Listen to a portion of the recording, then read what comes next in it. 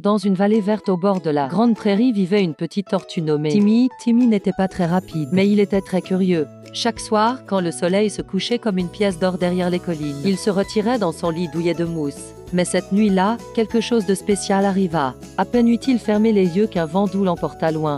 Quand il les rouvrit, il se trouvait au milieu d'une ville poussiéreuse. Du Far West, d'âmes maisons en bois, avec des porches s'élevaient vers le ciel, et une vieille pancarte grinçait dans le vent « Bienvenue à Cactus Creek ». « Bonjour », appela doucement Timmy, sa voix ressemblait au bruissement de l'herbe sèche.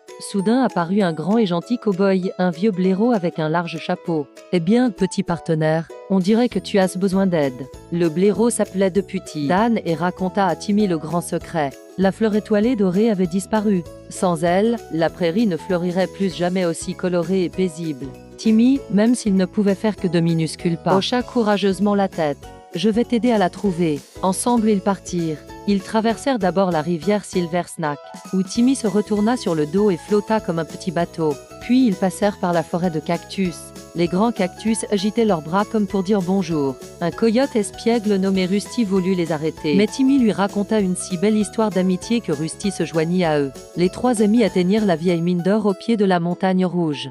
À l'intérieur, il faisait sombre et silencieux. Timmy avança le premier, lentement mais sans peur. Ses petits yeux brillaient à la lumière de la lune qui passait par une fissure. Et là, sur un rocher, reposait la fleur étoilée dorée, scintillant comme un morceau de ciel. Quand Timmy la prit délicatement dans sa bouche, toute la grotte se mit à briller doucement. La fleur chantait une chanson calme et apaisante qui sentait le foin chaud et le vent frais.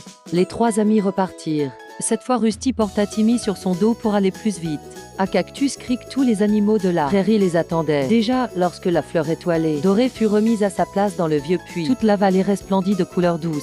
La lune souriait là-haut. Deputy Dan caressa la carapace de Timmy. « Tu es le plus courageux petit héros que j'ai jamais vu. » Timmy devint tout timide et rentra un peu la tête.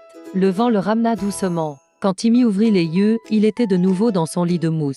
Les étoiles scintillaient au-dessus de la vallée et tout était calme et paisible. Les aventures du Far West n'avaient été qu'un rêve, mais l'amitié et le courage restèrent dans son petit cœur. Timmy sourit, se blottit plus profondément dans son lit et murmura « Bonne nuit, prairie. Bonne nuit, monde. »